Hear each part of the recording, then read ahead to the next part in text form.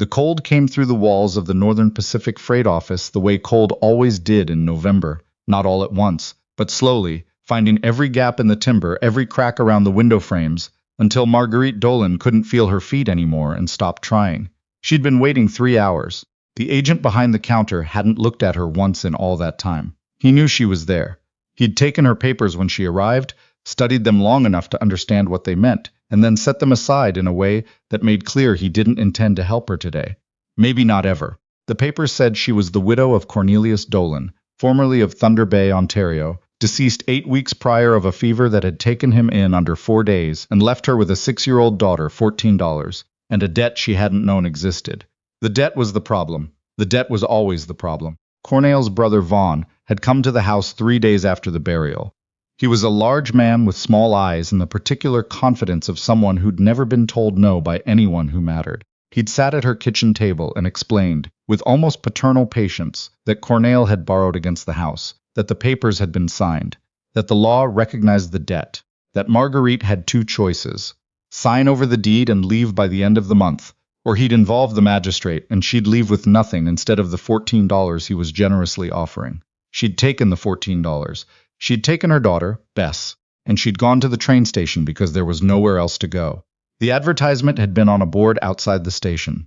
Small card, neat handwriting. Ranch hand wanted, Clearwater Territory, British Columbia. Must be literate, capable of keeping accounts. Widow or single woman preferred. Write to E. Hargrove, Ashcroft Station. She'd written that same afternoon. She hadn't expected a response. She'd sent 4 other letters to 4 other advertisements and heard nothing, and she'd begun to understand that there was a category of woman, respectable enough to write letters, desperate enough to need work, inconvenient enough to come with a child, that nobody particularly wanted to employ. But Hargrove had written back in 9 days. Come if you're willing to work hard in rough country. The job is real. The wages are fair. I don't make promises beyond that. It wasn't much. But it wasn't nothing either. She'd bought 2 tickets west and spent the last of the $14 on bread and dried apples for the journey. That was 3 weeks ago. The train had stopped in Ashcroft for a connection that never came. The connecting line was closed for track repairs, the agent said. Could be 2 days, could be 2 weeks. She could wait, or she could make other arrangements. She'd been waiting 3 hours now, and Bess had fallen asleep against her arm, and the freight agent still hadn't looked at her. Excuse me, Marguerite said. The agent glanced up, already impatient. The connecting line to Clearwater. When does it run? I told you. Track repairs. You told me 2 days or 2 weeks. That was this morning. It's now 3 in the afternoon. Do you have any more specific information? He studied her the way people studied inconveniences they couldn't immediately remove. End of the week, maybe. And if it doesn't run by end of the week, then it runs the week after. He looked back at his papers. You're welcome to wait in the station. Bess stirred against her shoulder. 6 years old and already practiced at sleeping through discomfort, she'd learned that on the train, in the hard seats, in the cold. Is there a boarding house in town? Mrs. Perot's, on the main road. Reasonable rates. He paused. She doesn't take in children, though. Of course she didn't. Marguerite gathered Bess and their single bag and stepped back out into the cold. The street was unpaved and frozen, the mud locked into ridges by weeks of frost. Ashcroft was a small town, the kind that existed because the train stopped there. A few buildings clustered around the station like they were afraid to wander off. A dry goods store. A livery. What might have been a saloon. The sky above the mountains was the particular gray of afternoon moving toward evening, and she had no money, no room, and no plan. She was standing there trying to think when she heard boots on the boardwalk behind her. You the woman waiting for the Clearwater connection? She turned. The man was tall, 40 or thereabouts, with a weather-cut face and the kind of stillness that came from years of working alone in large country. He wore a heavy canvas coat and a hat that had seen better weather. He was looking at her with something that wasn't quite curiosity and wasn't quite caution. Something in between. I am, she said. Edwin Hargrove. He didn't extend his hand. Just said his name and waited, the way people do when they've already decided the important things and are just confirming details. She straightened. Marguerite Dolan. He nodded once. His eyes moved to Bess, who had woken and was staring at him with the frank assessment of children. Your daughter, Bess. Yes, I mentioned her in my letter. You did. A pause. Line's out until Friday at the earliest. I have a wagon. Came in for supplies anyway. If you want to ride out today, I can have you at the ranch by nightfall. Marguerite looked at him for a long moment. She thought about everything she'd been told about being careful, about the risks of accepting rides from men she'd never met. She thought about the freight agent who hadn't looked at her, and Mrs. Perot's boarding house that didn't take children, and the $14 that were now $0. "What's the ranch like?" she asked. Something shifted in his expression. Not quite a smile. Cold. A lot of work. Farther from town than most people like. He looked at her steadily. "The job I described in the letter is the job. Keeping books, managing the household accounts, cooking for the hands. 2 hired men, both decent. My son is 8. He's been managing without a woman in the house for 2 years, and it shows." She noticed he didn't say anything about his wife. She didn't ask. "All right," she said. "We'll come." He nodded and walked toward the livery without ceremony, apparently assuming she'd follow. She did. The wagon was loaded with winter supplies: flour, lamp oil, coils of wire for fencing. He helped Bess up onto the seat with the matter-of-fact efficiency of someone who'd done it before, with his own child, she supposed, and then stood back to let Marguerite manage herself. She appreciated that. She'd had enough of men who offered their hand when they thought you were watching and looked elsewhere when you weren't. They drove out of Ashcroft as the sun was dropping behind the western peaks. The road narrowed quickly into something that was more suggestion than path, winding up into the pines where the snow lay thick in the shadows. Hargrove drove without speaking.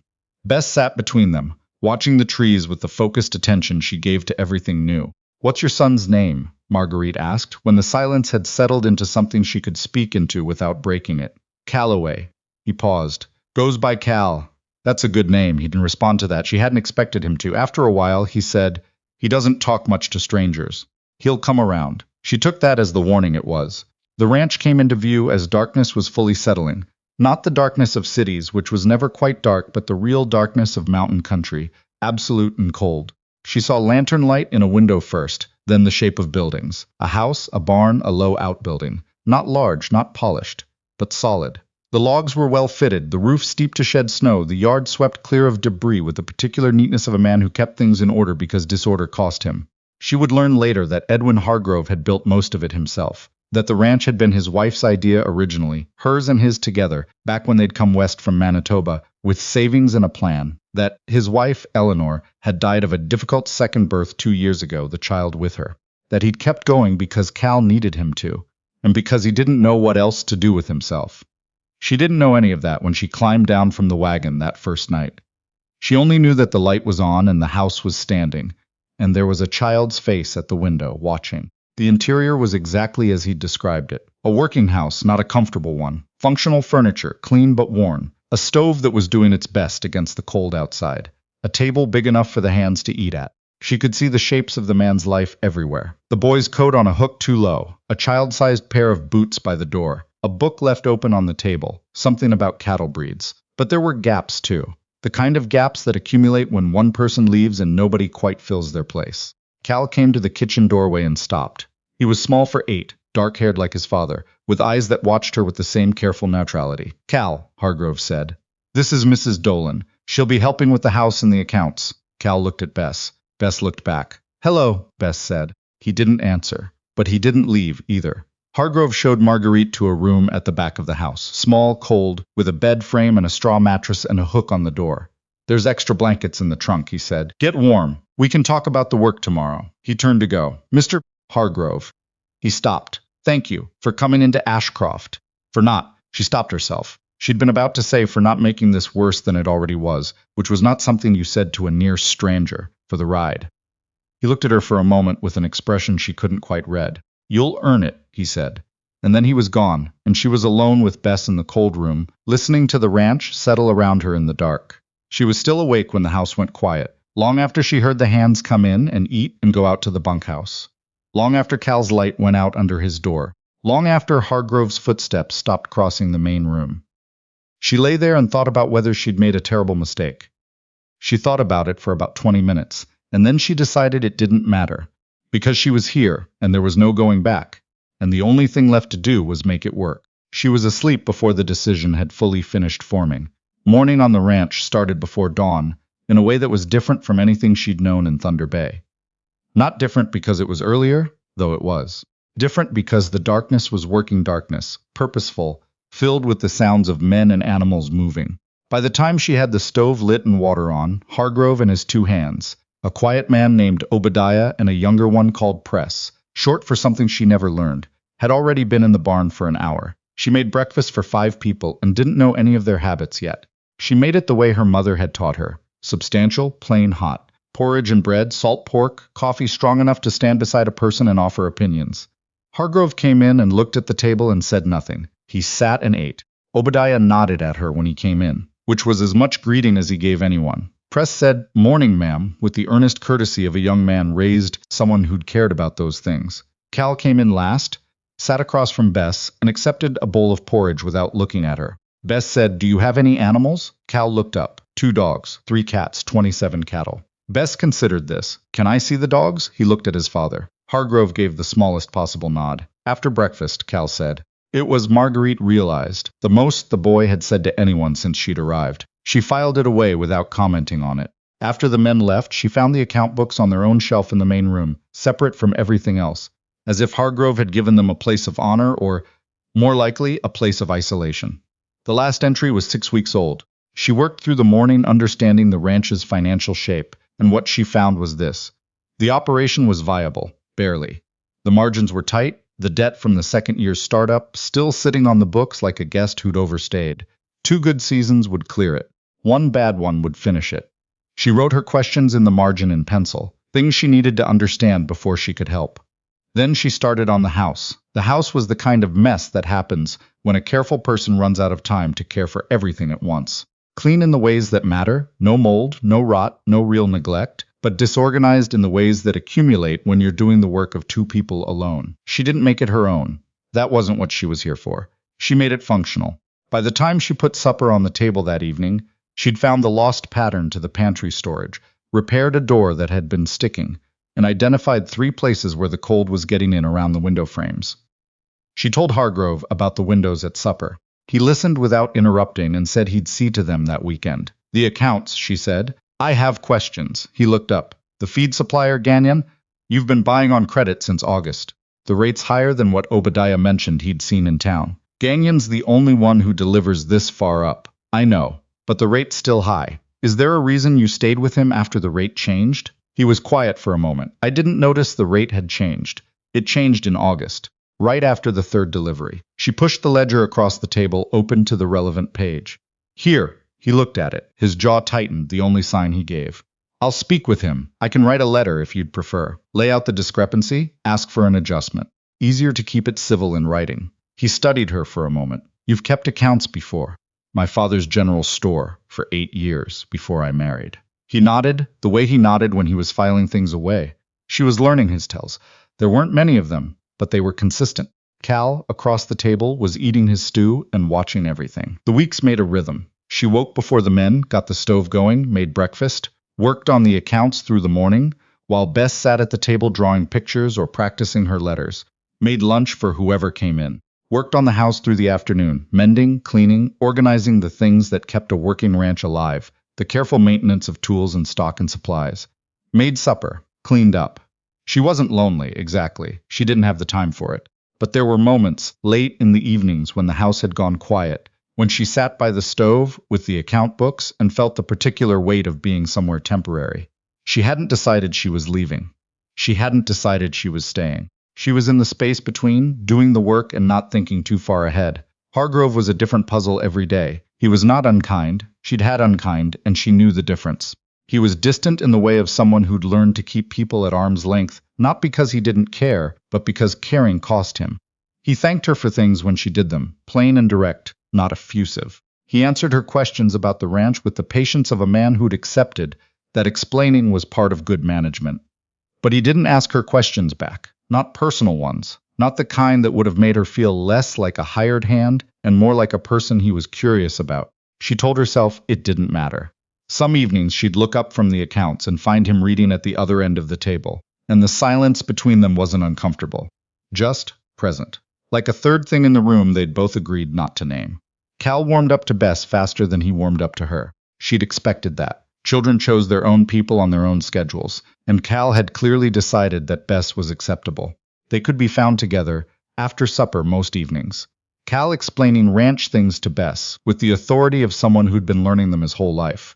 Bess listening with the intensity she gave to things that genuinely interested her. One evening, about 6 weeks in, Marguerite came through the main room and found Hargrove standing in the doorway to the kitchen, watching them.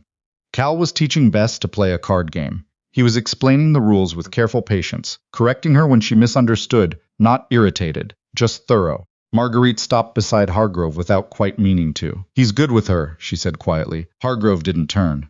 "He's been alone too much." A pause. He needed someone to teach. She looked at him sideways. He was still watching his son, and whatever was on his face then was too private for her to interpret. She went back to the accounts. But she thought about it that night. About a man who understood his child well enough to say that he needed someone to teach, and who'd kept the knowledge quiet until it slipped out in a moment when he'd forgotten to be careful. December arrived with a snowstorm that lasted 4 days and buried the lower fence line entirely. The men worked in shifts breaking trail to the cattle, and Marguerite kept the house warm and the food coming, which was no small thing when you were cooking for 5 people on a stove that had opinions about temperature. On the second day of the storm, she found Cal sitting in the kitchen with a letter in his lap, reading it for what was clearly not the first time. She didn't say anything. Made tea, put a cup near him without comment. After a while, he said, "It's from my grandmother, in Manitoba. She writes to you every month." He looked at the letter. "She wants Papa to send me to live with her. She thinks it's better for me, in town, with family." Marguerite sat down across from him. "What do you think?" He was quiet for long enough that she thought he wasn't going to answer. Then, "I don't want to go. This is home." He looked up, but Papa doesn't say no to her. He just doesn't answer. She understood suddenly why the accounts had been 6 weeks out of date when she arrived, why the windows had gone unfixed, why the pantry had been in the particular kind of disorder that comes from a person managing one too many things. He was holding everything together with both hands and had no hands left for letters. She didn't tell Cal what to do about his grandmother. That wasn't her place.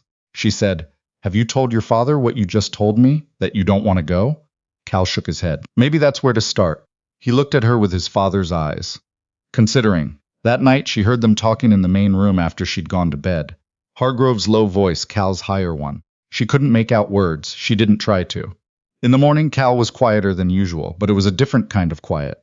Not the watchful silence of a child waiting for something bad to happen. Something settled. She didn't ask. Hargrove didn't offer. But when she came to clear the breakfast dishes, he said without preamble, "I'm writing to my mother today, telling her Cal stays." Marguerite nodded. "I'll get the pen and ink out for you." He looked at her with an expression she was beginning to recognize. Not gratitude exactly.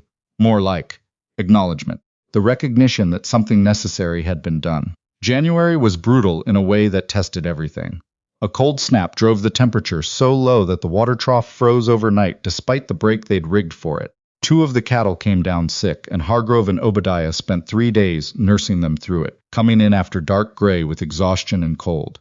She kept the coffee hot and the food ready and didn't say anything unnecessary.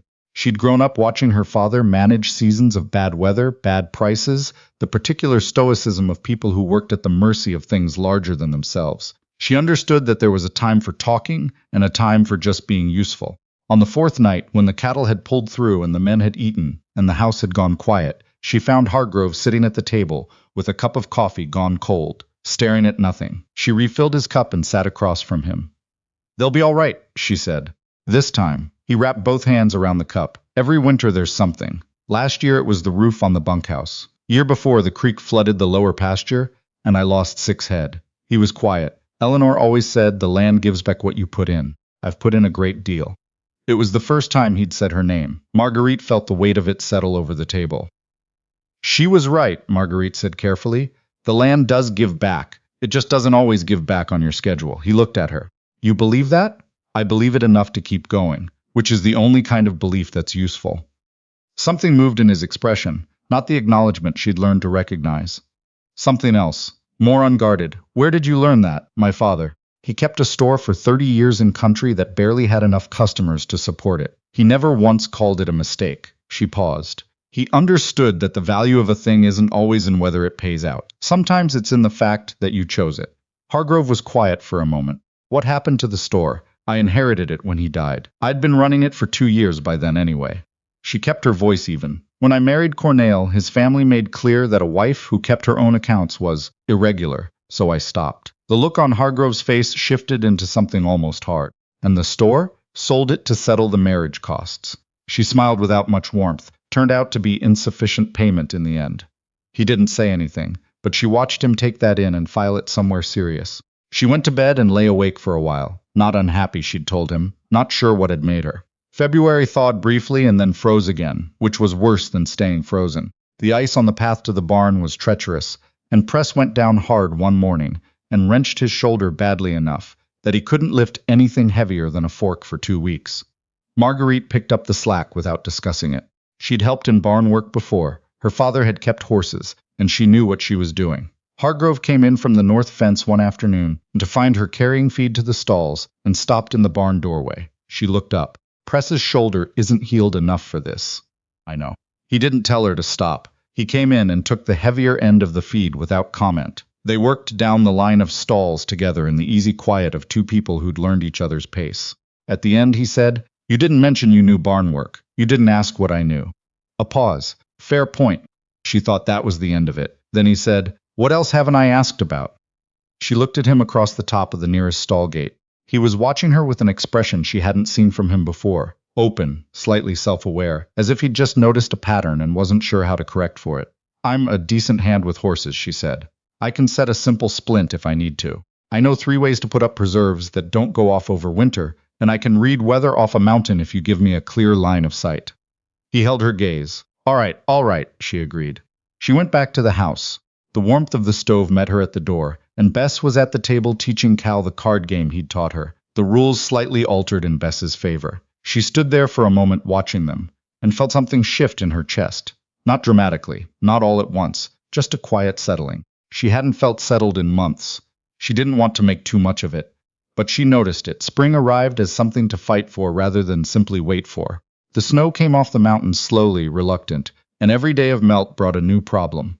A fence section heaved by frost, a culvert blocked by ice and debris, the creek running high enough that crossing it to check the east pasture cattle was a calculated risk. Marguerite ran the household accounts and helped Press with the garden plot, and on 2 separate occasions found herself in the yard with a shovel contributing to drainage work she had no particular expertise in, simply because the water was going the wrong way, and there were only 4 sets of hands. She had been at the ranch 4 months when the trouble arrived. It came in the shape of 2 men on good horses, which was unusual enough in that country to be noticed. They arrived on a Wednesday afternoon while Hargrove was out at the east pasture and Obadiah was in the barn. Press was in the yard when they rode up, and he came to the house to find her. "2 men asking for Mr. Hargrove," he said. "Don't know them, suit coats under the riding coats." Marguerite looked out the window. The men were waiting by the fence, not dismounting. That was the part that told her what she needed to know. Men who were confident in their authority dismounted and walked toward the door. Men who waited on horseback were either uncertain of their welcome or confident of their leverage. "Tell them he'll be back within the hour," she said. "Offer them coffee. Keep them outside." She found the account books and the deed papers in the 30 minutes before Hargrove came back, and by the time he rode in she had them laid out on the table and understood, at least in outline, what was coming. The men's names were Strickland and Burford, and they represented the Selkirk Cattle Combine, a land acquisition company out of Victoria that had been buying up ranches in the territory for 2 years. Hargrove knew who they were. She could see it in the way his body changed when they stated their business. Not surprise, more like a weight that had been waiting to land. She stood in the doorway while they talked in the yard. She wasn't invited into the conversation. She hadn't expected to be. Strickland did most of the talking. The combine was prepared to offer a fair price, he said. The territory was changing, the railway was coming through. Small operations like this one would find it harder and harder to be viable without the economies of scale that a larger organization could provide. It was an opportunity, a chance to take what he'd built and convert it into capital before the market shifted. Hargrove said he wasn't interested in selling. Strickland said he hoped he'd reconsider. The offer was time-limited, the way these things were, and the combine was not the only party with an interest in land in this area. If the railway right-of-way came through the valley, as it was expected to, properties that hadn't been consolidated might find themselves in a complicated position regarding access to the new line. She watched Hargrove's jaw tighten the same way it had when she'd shown him the feed supplier's changed rate. He said he'd give it consideration. The men rode off with the satisfied air of people who believed they'd already won. Hargrove came inside and stood at the table looking at the papers she'd laid out. "You heard," he said. "Most of it." He pulled out a chair and sat down heavily. "The railway claim is real. The line's going through the valley. I've known for 6 months. He rubbed the back of his neck. "What I don't know is whether it crosses my land." Does the deed specify the eastern boundary? He looked up. In description, not in surveyed terms. The survey was done in 82. The territories changed the measurement conventions twice since then. She sat across from him. Then that's what we need. A new survey, or at least an interpretation of the old one against the current standards. Do you have a solicitor? There's one in Ashcroft. McLeish. I've used him twice. Write to him today. Tell him you need an opinion on the eastern boundary before the railway right-of-way is mapped. She paused. And tell him not to mention it to the Combine. If they don't know you're getting legal advice, they may keep their timeline loose. He was looking at her with the same expression he'd had in the barn, open in a way she suspected he usually wasn't. You know this kind of thing, he said. My father dealt with a boundary dispute when I was 15. He lost because he didn't get the advice fast enough. She met his eyes. I know what it looks like when someone's using time as a weapon. He held her gaze for a moment, then, I'll write the letter tonight. She nodded. He didn't move. After a moment, he said, Marguerite. It was the first time he'd used her given name. She felt it land somewhere specific. I know this isn't. He stopped, started again. When you came here, the arrangement was for household work and accounts. This is more than that. Yes, she agreed. I haven't. I should have said before now that what you've done here is. He paused, visibly uncomfortable with the sentence he was constructing. More than I expected, more than what I was paying for. She looked at him steadily. Are you increasing my wages? The corner of his mouth moved. I am. Yes. Then we're all right. He almost smiled. It was such an almost that she had to look away. She went back to the accounts and he went to write the letter, and outside the spring evening was doing its slow work of stretching longer, the light lasting further into the mountains each day. McLeish's opinion came back in 3 weeks. The eastern boundary was defensible but would require a resurvey, and he recommended they get one done before the railway company completed their own mapping. The cost would eat into the season's margins. Hargrove authorized it without hesitating. Strickland came back twice more through the spring, each time with a slightly less amiable manner and a slightly more explicit reference to the railway situation. The second time he arrived while Hargrove was in Ashcroft and spoke to Marguerite directly, standing in the yard with his hat in his hand and his eyes moving around the property the way a man's eyes move when he's calculating rather than looking. You must see, he said pleasantly, that Mr. Hargrove's position here isn't sustainable. A man alone, 2 hired hands, land that the railway's going to complicate. Even if the boundary holds up, the access fees alone will change the math of this operation. She kept her hands loose at her sides. She'd learned, dealing with von Dolan, that showing tension was a form of information you didn't need to give away for free. I'll let Mr. Hargrove know you came by, she said. We could make things easier for him. For everyone. Strickland's tone shifted, not to threat but to something adjacent to it, the implication of threat, which was almost the same thing. The Combine has been patient. We won't always be. Thank you for the visit, Marguerite said. He left. She went inside and wrote down every word he'd said, as close to verbatim as she could remember, with the time and the date at the top. When Hargrove came back from Ashcroft, she gave him the paper. He read it through twice. His face did the thing it had done when she'd told him about the feed supplier's rate. A compression, a quietness that was different from his usual quiet. He threatened you, Hargrove said. He implied. There's a difference. Legally. He came here when I wasn't home. His voice was level, but it was the levelness of something very controlled. He came here and spoke to you. Yes, which is why I wrote it down. She met his eyes when. This is what they do. They apply pressure at the soft points. The response is to document everything and stay steady. It was the first time she'd used his given name. She felt him notice it. He set the paper down carefully. You're not frightened. I didn't say that. He looked at her. I've been frightened since November, she said. I was frightened on the platform in Ashcroft, and I was frightened the first night here, and I'm frightened of what the Combine might do. Being frightened is just information. You can use it or let it use you. He held her gaze for a long moment. The house was quiet. Cal and Bess were outside, their voices coming faint through the walls. How did you learn that? He said. Running a store alone for 2 years in a town that didn't think I should be doing it. She paused. You learn to carry fear like a tool. Otherwise it just carries you. He was quiet. Outside, Bess laughed at something Cal had said, high and clear. I don't want you dealing with Strickland alone again, he said finally. I know. I'm not saying you can't handle it. I'm saying I don't want him thinking you're the accessible one. His jaw tightened. Men like that, they decide where the weak point is and they push there. She understood what he was saying, and what he wasn't saying. All right, she said. Then let's make sure that the next time he comes, you're here. He nodded. And then, after a pause that had something careful and deliberate in it, I'm glad you're here, Marguerite. She could have taken it as a professional statement. She suspected it wasn't. She said, "I'm glad to be here," and went to start supper, because some things needed time to settle before you looked at them directly.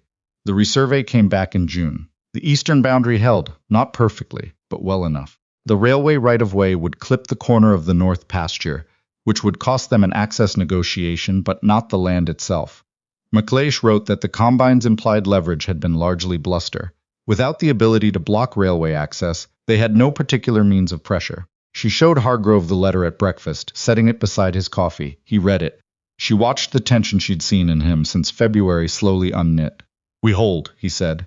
"We hold," she agreed. He looked up at her, and the look was different from any of the others she'd catalogued over the past 7 months. Not acknowledgement, not careful consideration, something more open than that and more deliberate. "I need to ask you something," he said. She sat down. "When you came here," he said, "it was a job, a position. I know that." He looked at his coffee. "And I know you came out of a situation that wasn't, that you needed somewhere to land, not somewhere to be obligated. Edwin." He looked up. "Ask the question." He was quiet for a moment. "I don't want you to leave at the end of the summer." She'd known it was coming. She'd been watching it build for weeks, in the small things. The way he'd started setting 2 cups out in the morning without being asked. The way their evenings at the table had stretched later and later, without either of them marking it. The way he'd told Cal, within her hearing, that the horse in the north paddock was gentle enough for Bess to learn on. "I'm not planning to leave," she said. "That's not." He stopped. "Tried again. I'm asking something different than that." She looked at him steadily. He said, "I know I'm not easy to know. I know this place is hard and it's far from anything, and there's no guarantee the next thing doesn't break wrong." He held her gaze. "But I'd like you to stay, not as hired help," as he stopped again. "As your partner," she said. He held her gaze. Yes, the kitchen was quiet. Outside, she could hear Cal and Bess in the yard, arguing cheerfully about something. The stove made its particular morning sounds. "I'll need you to actually say it," Marguerite said, plainly. His expression held something complicated, embarrassed almost, and a kind of resolve underneath it. "Will you marry me?" It wasn't quite a question. She'd noticed he did that sometimes, ask things as statements because he was more afraid of the answer than the asking. "Yes," she said. He let out a breath. She hadn't known until that moment that he'd been holding it. They were married in August by the traveling minister who came through Ashcroft twice a year. Cal stood at his father's side and Bess stood at Marguerite's, and both children were solemn in the way of people who understood the significance of what was happening and had decided it was acceptable. Obadiah and Press came in from the bunkhouse, pressed and uncomfortable in their good clothes. McLeish rode out from Ashcroft because she'd written to tell him, and he'd written back that he wouldn't miss it. The minister asked if they had vows they wanted to give. Edwin turned to face her and said, "I'm not going to promise you easy, I can't. But I'll work beside you, not ahead of you. I'll tell you the truth even when it's inconvenient. And whatever comes at this ranch, we'll face it the same way we've faced everything else." He paused. "Together, and figuring it out as we go." She thought about Cornell, who had made beautiful promises and kept none of them. About Vaughn, who had made no promises at all and kept those precisely. She said, "I promise to stay, not because I have to. Because I choose to, and I'll keep choosing it. Every season, whatever the season brings." She held his gaze. "I know who you are. I'm not disappointed. I'm not afraid of the work. And I'm glad we found each other, even if the way we found each other was the hard way." Cal reached up and took his father's hand. On Marguerite's side, Bess leaned against her arm. The minister pronounced them married. McLeish shook Edwin's hand and said, "Best thing you've done for this ranch." Then he caught himself and added for her benefit the second best thing. She laughed. It felt easy. The years that followed were not easy. But they were hers, and that was the part that mattered. The winter after the wedding was the hardest in a decade, a cold that settled into the territory in October and didn't release it until April. They lost 12 head of cattle and the roof on the tool shed, and 3 weeks in February that Marguerite would later describe only as white and exhausting and somehow still survivable. She kept the account straight through it, kept the house running, kept supper on the table for whoever came in from the cold. Edwin, in the darkest part of that winter, developed the habit of coming to find her in the evenings and simply being in the same room. Not always talking, sometimes just reading at the table while she worked on the books. She understood what it meant. It was the same thing she'd been doing, coming through the kitchen when he was there, making tea for 2 without being asked. They were, she realized, keeping each other company in the specific way of people who had learned not to be careless about their solitudes. Cal and Bess grew up. Cal learned the ranch from the ground up the way his father had, methodical and patient, and at 14 was managing the cattle records with a precision that made Marguerite feel something close to pride. Bess, who had been 6 and frightened in a cold station in Ashcroft, became 11, then 15, then 20, and chose to take up teaching in a school that was built in the valley when the population grew enough to need one. More children came. A daughter they named after neither of their mothers, but after the valley itself, Clearwater, which they shortened to Clara but never forgot where it came from. Then twin boys, 2 years later, who were loud and happy and broke things. The Selkirk Cattle Combine eventually overextended and collapsed, its principals prosecuted for fraud in Victoria. She read the notice in the territorial paper and felt something she'd been carrying in her chest for years simply put itself down. Edwin read the same notice across the breakfast table and said, "McLeish will be pleased. McLeish," she said, "will write us a letter about it." He did. They read it together. One morning, 31 years after she'd climbed down from a wagon in the dark and walked into a house full of gaps, Marguerite stood on the porch of a house that was nothing like the original. Rebuilt twice, expanded 3 times, full of children and grandchildren and the accumulated evidence of a life fully lived, and watched the valley come awake in the early light. Edwin came out to stand beside her, the way he had every morning for 30 years. Slower now. His joints reminded him of winters past in ways they hadn't when she first knew him. But he was still there, steady as the land, and when he put his hand at the small of her back the way he did, she leaned into him the way she'd been leaning for 30 years. "You're thinking," he said. "I'm always thinking. What about this morning?" She watched a hawk ride a thermal above the east pasture. About Ashcroft, about the station and the freight agent and the cold. She paused. "About how you came to find me and I almost said no to the ride." "Did you almost say no?" "I considered it." He was quiet for a moment. "I'm glad you didn't. So am I." She turned to look at him. The face she knew completely, every line of it earned. "I was thinking about what I thought my life was going to be, and what it turned out to be instead. And?" She smiled. "I think the second one suits me better." Inside the house, she could hear the sounds of grandchildren starting to wake. Cal's youngest, who was staying for the month, had a voice that carried. The kitchen would want starting. The day would make its usual demands. But for now the valley was quiet, and the light was good, and the man beside her was real and chosen. And Marguerite Hargrove, who had been Marguerite Dolan, who had been sold a lie and lost a house and stood alone in a frozen station with $14 and a daughter and nowhere left to go, felt the particular satisfaction of a life that had been claimed, not given. She had not been rescued, she had been met. And she had done the rest herself.